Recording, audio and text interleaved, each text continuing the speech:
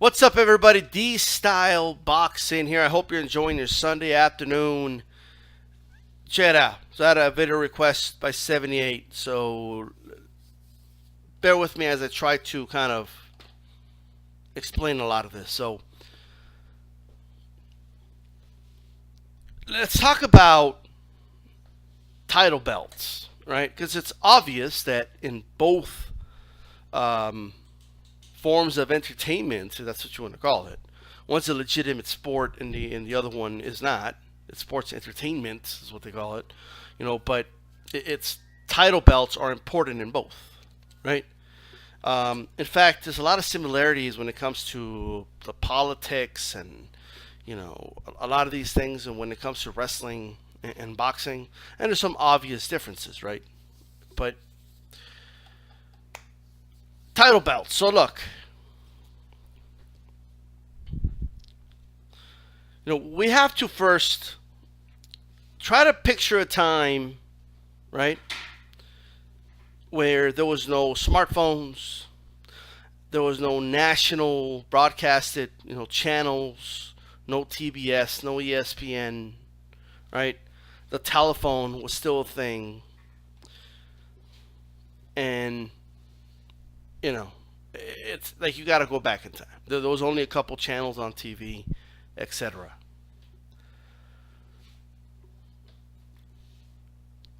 You have to picture the times of then to understand a lot of what I'm going to say. When it comes to wrestling, it was very territorial, but it gave the perception of worldwide appeal, right? So there was different territories all over the country, and all these territories agreed with one another, with some exceptions here and there, but for the most part agreed with one another that they're not going to compete against each other. On the contrary, we're going to build a committee, and we're going to have one world champion that was the NWA champion, right? And that world champion, we're going to use him in every territory, defending the belt, and then the committee will vote when it's time for him to give up the belt. We'll switch champions from different territories so everybody could be happy. And the purpose of the champion is to take him to a territory that may be struggling, needs attendance, there's a show, needs to sell more seats and stuff like that. Okay, it was a business. But there was obviously, when you were the world champion, you got more dates, you were more well known, you got bigger cuts. So obviously everybody wanted to be the world champion, right? Or at least be the guy facing or working with the world champion, or be on the card where the world champion's at. So a lot of politics would go on, and with this big alliance, small little alliances would be built, so they could always vote, champions from only certain territories, and there was just a lot of politics with that. You could do a whole video about the drama and the politics of the NWA, but to the point, because a lot of these politics were going on. And by the way, I'm only talking world champions here, right? Because that was going on, that's why all of a sudden Worldwide Wrestling Federation, which was Vince's grandfather, right? He owned that company, right? And he started I don't know if it was him, but nonetheless, it was still in the Northeast, which eventually became WWE, but they created their own champion, right? And then you had, with what was it, with Buddy Rogers, okay? And then AWA created their own world champion. And before you knew it, all these territories were just saying to themselves, why do we have to be bullied by the committee here, where we could just create our own world champion and put him on TV all the time?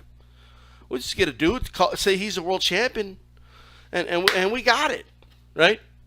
I mean, we don't have to wait for, Luthez to show up, to our territory once or twice a year, oh, the world champion's here, when we could just say, hey, Buddy Rogers is the world champion, and we're just going to keep him here in the Northeast all the time. Okay, so that's the reason so many belts and stuff like that started to expand. It was for business reasons, And the truth is, for whatever reason, and I think it's for obvious reasons, when you say this is for the World Heavyweight Championship, especially back in the day where there was not a lot of forms of entertainment. NFL hadn't blew up yet. Okay, it's NBA hadn't blew up yet. Baseball was big, but baseball was very territorial and it had a season, you know. And the truth is, when you would put world champion on a banner or whatnot, it mattered, right? And then that's when they started putting more championships. A TV champion, intercontinental champion, and this, that, and a third, because you want to book more shows, right? So if Buddy Rogers, for example, is your world champion, right? And back in the day, especially in wrestling, you could just make up a story that Buddy Rogers won a tournament and that's why he's the world champion. Right? It didn't even have to be true. There was no cable internet back then. They just had to put that in the newspaper out there in the Northeast. And, the rest of the country probably didn't know who that dude was because there was no nationally broadcasted wrestling at that time. Only what you had in your territory, right? So that's why there was a lot of world champions. And all the second tier title belts, well, that was, again, for money, right? So the Intercontinental Champion and U.S. Champion and North American Champion. And, of course, they even started tag team champions. And then the TV Champion, which was the belt that was defended on television all the time. Okay, like this belt would only be defended when it was on TV. And if Buddy Rogers, he couldn't work 5 days a week, so if you were going to book Madison Square Garden, and some other venues, you want Buddy Rogers in the big venue, but if you want to book more shows, you could put the Intercontinental Champion on that show. You could put, the TV Champion on that show, so that's why there was a lot of belts, right? And how that is similar to boxing, right, is in a way, is money, right? So just similar to the way the NWA functioned, right?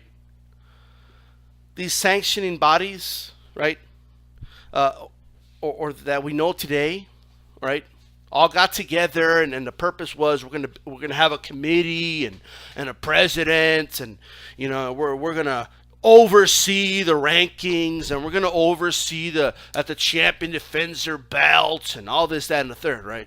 I mean, they obviously don't follow their own rules. But obviously a lot of politics happen, right? So we see, till this day, we see it. And for obvious reasons. So if the NWA had, let's say, Ric Flair, and he was drawing big money, especially like in Charlotte, North Carolina, and in the Carolinas and Virginia, like in the South especially, okay? The Midwest, I mean, Ric Flair was a big draw. The reason Ric Flair's like who knows how many, they say 16, but in our reality it's like 20-some, right? It's just a lot of them were quote-unquote unofficial. But what they would do is they would have local dudes beat him, and then he would get the belt back, like if it never happened, right? But when the NWA they wanted the belt on Flair, and obviously his territory was happy with that, but all the other territories weren't happy with that. Like, they wanted their guy to be champion. Well, why does he get to be champion all the time? Well, the NWA wasn't complaining because they were getting their money. They were getting their cut, right? So you think that they're going to give the belt to some other dude? No, that's why this dude kept getting the belt back. Right? So, because of politics, right? Ric Flair is just an example in this case. Other world championships were just made, right? So that's kind of what happened in boxing. Like it's technically speaking, in boxing the WBA is like supposedly the lineal as far as if you go way back, right? But what happened is that they built a committee and they all got together, and obviously dissent happened, and then the WBC started, right? And then for the WBC, the IBF started, right? I remember reading stories about how Don King had a lot to do with that, Okay, wanted more control over what was going on. Bob Arum worked with the WBO when the WBO was just starting. Why? Because hey, I have a young guy called Oscar De La Hoya. I don't want to put him in there against some of these top dudes, but I want him to be a world champion. I want to promote a world champion. So that's how Ray Mercer became WBO champion, but it wasn't considered like anything big back then. But it built, right? Just like in a way, like I actually never thought about this, but it's true. When just saying, oh, this dude's a world champion. Well, any company, like a wrestling company, could just start up and say, oh, this is our world champion, right? But who recognizes that championship is what matters, right? At the end of the day, that's what matters. So when the NWA was the world championship in wrestling, right? Notice how NWA is technically still around, but nobody cares about it anymore. It's not significant or prestigious like it was, okay, anywhere near. Now the title is the WWE title. But when the WWF first declared itself, like this is before Hogan, and it had to be built up. They did that successfully, especially with Bruno, okay, Frank Bruno, was a big deal, okay. I mean, Bruno brought in crowds in Madison Square Garden, and then the belts over time became quote unquote recognized. Well, in boxing is the same way. Like, sure, a bunch of dudes get together and start a committee, and oh, this is our president, this is our voting board, and we're the World Boxing Independent Alliance. Like, they call themselves whatever they want, but who's recognizing it, right?